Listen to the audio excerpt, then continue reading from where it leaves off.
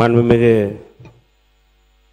முதல்வர் அவர்களே, மாண்புமிகு சட்டப்பேரவை தலைவர் அவர்களே, இன்றைக்கு இந்த அறிவிப்பு ஒரு வரலாற்று சிறப்புமிக்க அறிவிப்பு.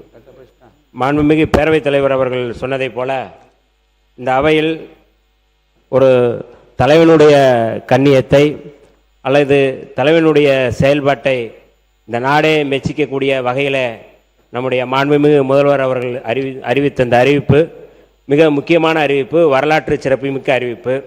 இந்த அறிவிப்புகளில் நான் வியந்து பார்ப்பது, வடசென்னையில் 300 கோடி மதிப்பீட்டில் 400 படுக்கைகள் கொண்ட ஒரு பன்னோக்கு மருத்துவமனை அமைத்திருப்பது என்பது மிகுந்த வரலாற்று சிறப்புமிக்கது, வரவேற்புக்குரியது. ஏனென்றால் வடசென்னையிலிருந்து வருகின்ற மக்கள் எத்தகைய மக்கள் என்று எல்லோருக்குமே தெரியும்.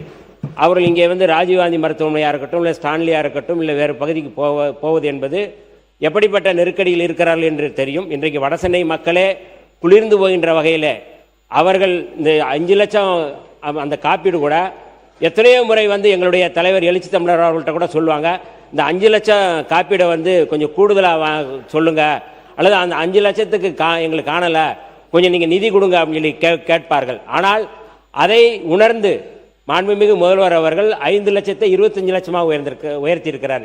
இது எப்படின்னா, ஔவையார் சொல்லுவாங்க, நோவா, அதாவது வந்து ஏவா மக்கள் மூவா மருந்து என்று சொல்வார்கள். ஏவா மக்கள்னா நீங்கள் மக்கள் வந்து ஏவாமலே கொடுக்குறாங்க அப்படின்னா அவர்களுக்கு மூப்பே இல்லை. ஔவையார் சொன்ன பாடு.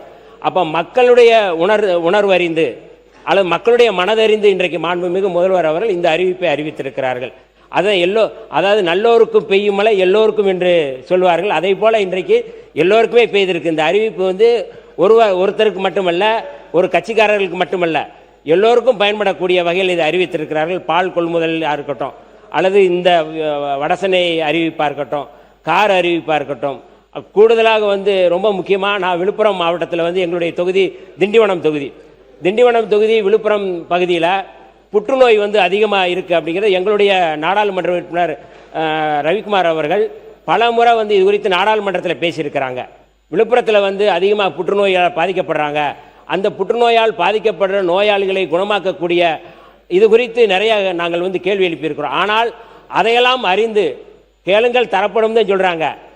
ஆனால் கேட்காமலே தருகின்ற ஒரு முதல்வராக தான் நான் வந்து பார்க்குறேன். இதை யாரும் கேட்கல. இப்போ வடசென்னைக்கு யாராவது கேட்டோமா? யாராவது கேட்டிருக்கோமானா இல்லை. ஆனால் புற்றுநோய் தொடர்பாக, புற்றுநோய் தடுப்பு மையம் தொடங்குவது தொடர்பாக, அது அறிவிப்பு தொடர்பாக யாராவது கேட்டிருக்கிறோமா? இல்லை. அப்போ ஒரு பைபிளில் சொன்ன வசனத்தை விட கேட்காமலே தரக்கூடிய ஒரு மாண்புமிகு முதல்வர் அவர்கள் நமக்கு கிடைத்திருக்கிறார்கள். அந்த வகையில் இந்த அறிவிப்புகள் ஒன்டன் மூலமாக அறிவித்த அறிவிப்புகள் மகத்தானவை. இதை நான் வரவேற்கிறோம். விடுதலை சிறுத்தைகள் சார்பாக அவருக்கு நாங்கள் நன்றியை சொல்ல கடமை.